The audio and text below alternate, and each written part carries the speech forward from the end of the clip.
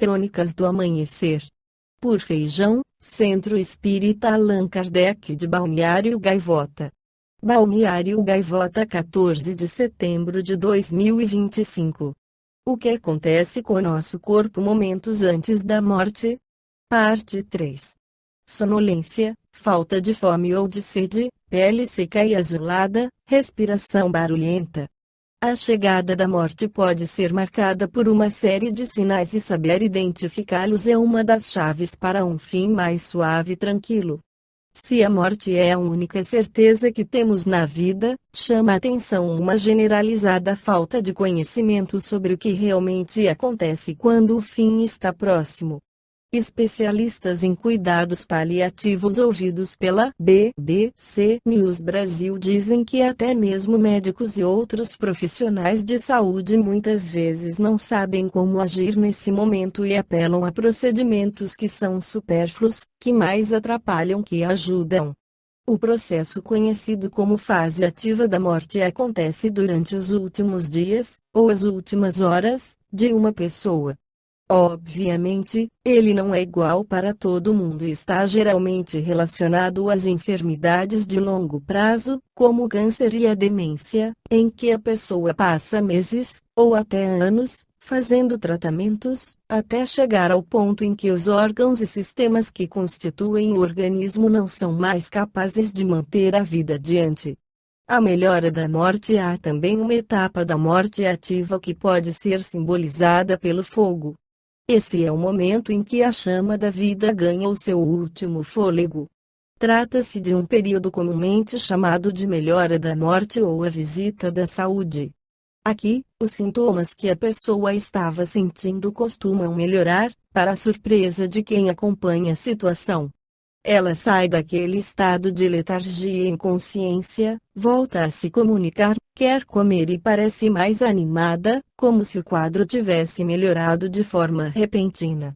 Mas Fernandes pondera que essa mudança não é uma coisa da água pro vinho. Um paciente acamado por muito tempo não vai andar de novo, por exemplo. Mas a volta de uma chama um pouco mais forte pode representar uma oportunidade única. O paciente que comia muito pouco pode agora comer mais.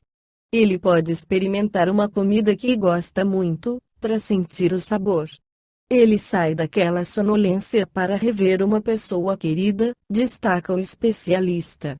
Esse pode ser o momento em que ele consegue se despedir, dizer que ama, receber perdão e pedir desculpas para alguém, complementa ele. Não raro, os familiares e a própria equipe de saúde querem usar esse momento para fazer exames ou intervenções, numa tentativa de ampliar o tempo de vida daquela pessoa. Mas, segundo Arantes, essas medidas geralmente são supérfluas e ocupam um tempo valioso que seria usado para encontros e despedidas. Em O que é o Espiritismo, Allan Kardec esclarece sobre o homem depois da morte, nas questões 144.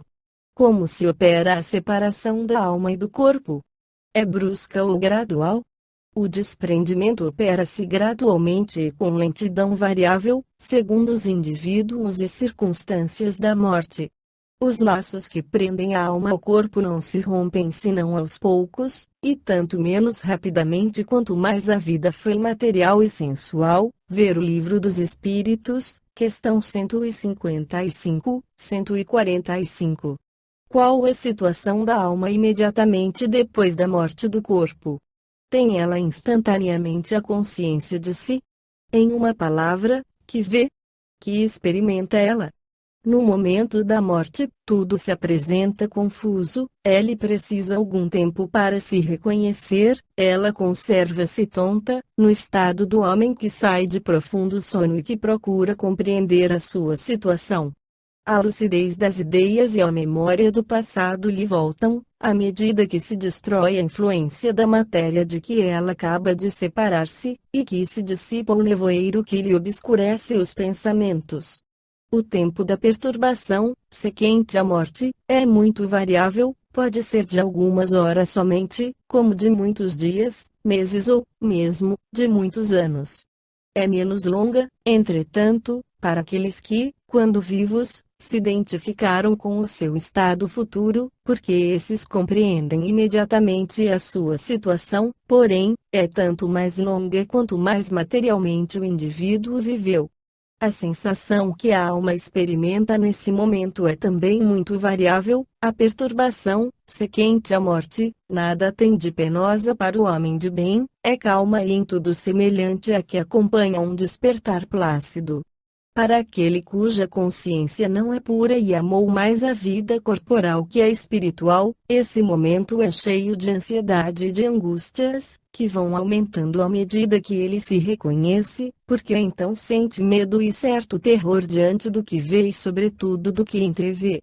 A sensação, a que podemos chamar física, é a de grande alívio e de imenso bem-estar, fica-se como que livre de um fardo, e o espírito sente-se feliz por não mais experimentar as dores corporais que o atormentavam alguns instantes antes, sente-se livre, desembaraçado, como aquele a quem tirassem as cadeias que o prendiam. Em sua nova situação, a alma vê e ouve ainda outras coisas que escapam à grosseria dos órgãos corporais. Tem, então, sensações e percepções que nos são desconhecidas. Revista Espírita, setembro de 1859, morte de um espírita, idem, outubro de 1860, o despertar do espírito, idem, maio de 1862, Ezequias do Sr. Sanson, idem, junho de 1862. Sr. Sanson.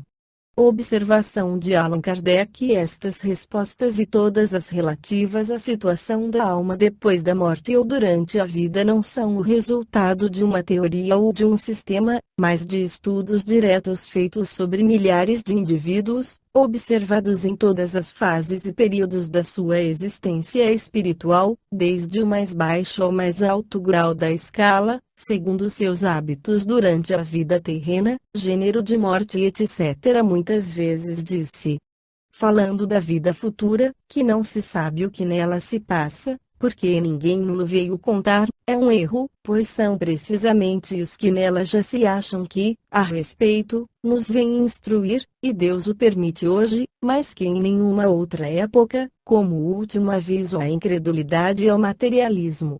Esta foi a crônica do amanhecer de 14 de setembro de 2025.